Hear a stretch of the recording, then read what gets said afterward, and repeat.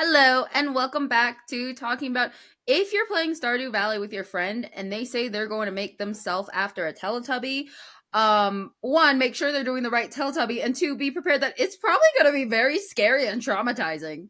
No, Maddie, this is an F1 podcast. Let us know if you would like to see us stream Stardew Valley. Hello, and welcome back to 17 to 1. I am Maddie, and I know very little about F1. And now that we're going into a 3-week break of this summer break F1, I fear it's gonna get worse. Hi, my name's Julia, and I know pretty decent about F1, and I will be keeping Maddie on her toes throughout this break period, so never fear. Says who? Last break we had that was 2 weeks. The group chat went dead silent. Maddie, I'm gonna bring back the quizzes. Last weekend was the Hungarian Grand Prix, which means it is time for our post-race recap series, Champions and Crashouts, wherein we go over who had a good race and who had perhaps not so good of a race. Yeah. And today I wear black because we have a few more crash outs. Well, we always have a lot of crash outs, but we'll get to that later. Right now, our champion is Lando Norris. He did great. He had a bad start. Good strategy. Boom shakalaka. P1. See, for me, his race comes out neutral. I saw a lot of people saying that this was his best race this year, and I think that's just categorically false. I mean, Monaco and Austria were both great races for him. This one, like you said, he had a bad start, and then he recovered really, really well. So if you take one pretty negative thing, he dropped 2 places at turn 1, and then he managed to recover 4 through good strategy and good tire management. To me, that evens out to like 0. It's not positive, it's not negative. He did win, which is a positive for him. But for me, in terms of like overall race and qualifying and stuff, it was a neutral weekend. I'm not gonna lie. I was thinking, I was gonna be like, it's Lando, but I also want to put him neutral because he did have a bad off race. But I was like, what if his like the bad start race wasn't as bad, so it makes it a positive, and there's more positive than there is that the net neutral. But like, okay, Yeah, if you really wanted to, like, I'm sure you could argue that it was more positive than negative based on the result. But for me personally, it was pretty neutral. I mean, I have the mindset of anyone who gets P1, it's a pretty good race by the societal standard champion term definition. But if we're getting to the nitty gritty, it net neutralized itself. that is also very fair. By just the standard definition, yeah. I think as well the fact that if he hadn't messed up the start so much, he wouldn't have been put on a one-stop strategy and then he wouldn't have won the race. That as well kind of mars it for me. Yeah. But I do give Lando credit where credit's due. He made the strategy work to have a recovery, and that was brilliantly done. Um, Overall neutral for me. In fact, for me, I think the only people that I would say had a net positive race are the midfielders. Aston Martin, Gabriel Bortoleto, and Liam Lawson, all having an incredible time last weekend. And I think they're the only ones. Bortoleto did wonderful. He did great in qualifying. I did go watch the qualifying. And he managed to stay pretty on top of it during the race, which one in a Sauber. And then two, compared to a lot of how his races had been being down in the bottom 15, maybe even the bottom 20, this was an amazing race for him, and I was so proud of him. Same. I think like he's really finally kind of coming to terms with the car, etc. And he's just been doing great. I think it's kind of personal because he started doing better once I took him off of my fantasy team. And now I can't put him back on because I fear that's going to make him start doing really poorly again. So Gabby and I are low-key beefing, but I am very proud of him. He did really great. He was behind his mentor, Fernando Alonso. They had a great interaction post-race as well. Yeah, I don't think it was because, it was Obviously, I'm sure for Oscar, a pretty disappointing race, even though he still got P2. It didn't turn out the way he wanted, especially with how the strategy ended up playing out for the both boys. I want to put Charles on my honorary champion list because I just love seeing that man crash out. That might make me sound like a horrible person, but sometimes I feel like he dances around the line, and this time he's straight to the point. He's like, "You never listen to me. We could have had this. You guys suck." This is so incredibly frustrating. We've lost all competitiveness. You just have to listen to me. I will have found a different way of managing those issues. Now it's just undrivable. Undrivable. It's a miracle if we finish on the podium. And I do appreciate that he had that whole crash out on the radio only for after the race to be like, yeah, so the thing that I thought was wrong with the car wasn't what was wrong with the car. It actually wasn't in our control. That's my bad.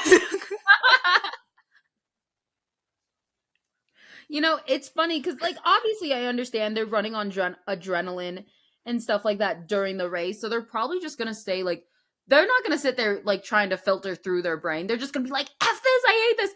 And then after, they're probably going to be like, yeah, so I didn't handle that well, but shrug emoji. Pretty much what he did. And then him just being an absolute menace to George Russell as well. Like, I I have missed Charles and Max being a menace on track, and if nothing else, this weekend gave me that because Charles was moving under braking. Max, he didn't. The FIA ruled that he did not force Lewis Hamilton off the track, but he was definitely pulling some incredible overtake maneuvers, which I appreciated, even if his race didn't go super well. And George Russell just happens to always be at the scene of the crime, is the end of the story. And he was complaining and bitching over the radio, which is hilarious because he complained the first time Charles kind of defended against him, and that was ruled to be fine. And then Charles was like, "Oh, you want to see some moving under braking?" I've told Julia, I love George. I do. I love everything he stands for sometimes. He really, though, does remind me of some of the kids that I would teach. And they'd be like, Teacher, they're doing this. And I'd have to be like, and you're doing that. You have no room to tattle here. Sit down and be quiet, please. Literally, George is every single kid. You know who he is? He's that one girl that I taught who would tattle every single time these two other kids in the class were doing something. And they sat behind her as well. So eventually I had to be like, girl, why are you looking behind you in class? Like, pay attention to me. I love George so much. I think it's so funny when they get on the radio and tattle against each other. That's why I almost never get mad when, because all the drivers do it. They all do it. Yeah, they definitely do. They try and take their chances when they can get it. Yeah, it would be hypocritical to, only be mad at one of them for doing it. They all do it. Yeah. I feel like there's just something about George of when he does it for some reason. It's so funny to me. It's the accent. It's the accent, and it's like it's kind of the accent and a little bit at the time, like his like little high pitched voice of like he's doing this and like the rapid pacing of speaking. Whereas you got Max, he's like that's unfair. He's breaking. You need to give him penalty points, and it's just so short. George is like trying to make a soliloquy out of this, and it's like, are you racing? George starts pulling out like the rule book as he's going like 300 kilometers per hour. He's like, did you see this? And did you see this? And did you see this? He actually, I need to look into it, but he accused the Ferrari of like being illegal at a certain point. He was like, yeah, their ride height was way too low. So they definitely adjusted it during the pit stop so that they wouldn't come in as underweight again. And I'm like, George, what were you doing during this race? You know, the thing I love about George too is he's so quick to tattle, just like any other racer. But then he's also like depending on his interviews or in the cool down room, he's just like, why didn't you just T-bone him? Should have done that. I will say icon of the weekend probably goes to George. Yeah. But to keep it focused on our crash outs, we had Charles Leclerc and his teammate, Sir Lewis Hamilton, who was fighting for his life for like P14 all weekend. Qualified poorly, race went poorly. Afterwards, after qualifying, he was like, I'm just useless. I'm absolutely useless. Ferrari needs to change their driver. Like, it's a problem with the driver. It's not a problem with the team because Charles is on pole and I'm down, getting out in Q1. And I'm like, Lewis, I need you to reset. Yeah. So disheartening. Like, that's just new levels of rock bottom. It's so disheartening. One, I think here it come from like any athlete, any driver, but even more so from like a 7-time WDC. But I almost, and I could be projecting, wonder if some of that is coming from because he was with Mercedes. He was with Mercedes for such a long time. Whereas I'm wondering if he was expecting to have a bit of trouble adjusting to Ferrari, yes, but if he was expecting it to also be quick and maybe not last as long. So it might not, it might in a sense be the driver because he's still trying to adjust to the car and he might have such high expectations of him to adjust so quickly. Whereas it's like even Carlos said, it took him a year to adjust to the car. And so Yeah. it's and maybe some of the pressure too comes from people being like, you're a 7-time WDC, how could you be doing so bad? But I personally think it, as a newbie and knowing kind of the little bit that I know, it doesn't seem that unreasonable. But then again, you also sometimes do have team principals that are like, you can't produce results, bye. So Yeah, I think it's interesting because I think that potentially Lewis's longevity and experience might actually, in a way, be working against him because we are kind of reaching that turning point in the season where the rookies are starting to adapt to their cars. We see Gabby doing a lot better. We see Liam readjusting to the V carb. So you have people really getting used to their cars, starting to adjust more. But this is like for their first time driving an F1 car. So they're just learning how to drive it. Lewis is probably unlearning how to drive the Mercedes and then relearning what to be applied to the Ferrari car. And that's just speculation because I have no idea how similar those cars are to drive at all. But that could also be a part of it as well. yeah, I mean, I would agree with that speculation on top of the fact that you kind of like what we said is like he probably also has more pressure because he's that experienced driver. And so there probably are people behind the scenes behind him who stand behind him or just fans that are like, why is he not adjusting to this? Whereas I think there is more leniency with the rookies to be like, oh, they're adjusting. And then when you see them improving, you're like, yeah, go. Whereas if you see someone else not improving, you're like, like I remember reading that when Carlos switched to Ferrari and it took him a while, even people were just like, how can you not get used to this car? Like, and it's like, you don't have to say your opinions. And your opinions are, if you have not been in this situation, maybe just don't talk. Sometimes we don't have to make our inside thoughts outside thoughts. As someone who drove an F1 car in the F1 arcade, I know it's different. That was hard. You heard it here, folks. Maddie O'Malley said it's hard to drive an F1 car, and she's an expert because she drove a simulator once. I'm telling you, even Julia and our other friend was just like, oh, like, it's easy, or blah, blah, blah, do this. And I'm crashing into everything. And it gets to the point Julia's like, Maddie, is that your wheel on the road? Who created all this debris? I'm like, that's me. Because every time I'd hit the gas, even when I was just spinning. Our last lap was not a good one for me. I didn't even know you could create debris. Speaking of which,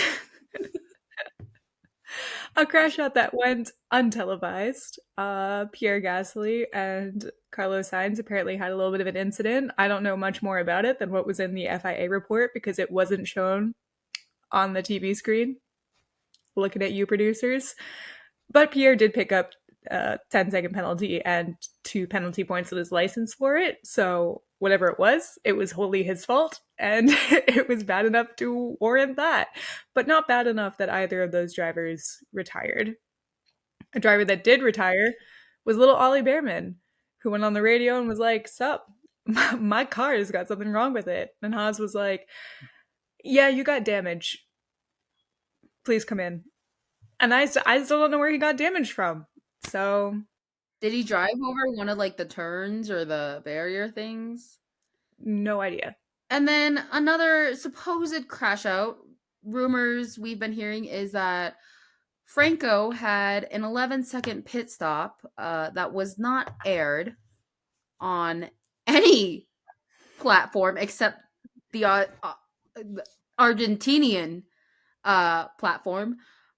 So if that is true, that's rough. Franco, you deserve better. Go get yourself a crepe. Yeah, so maybe this is really just a dishonorable mention to the F1 TV broadcast. Do we expect anything less from these guys? You know, I really hoped for more. But between them focusing in on things that aren't really happening, not showing half of the midfield battles, the only shot we got of Max allegedly forcing Lewis Hamilton off the track was like through the trees.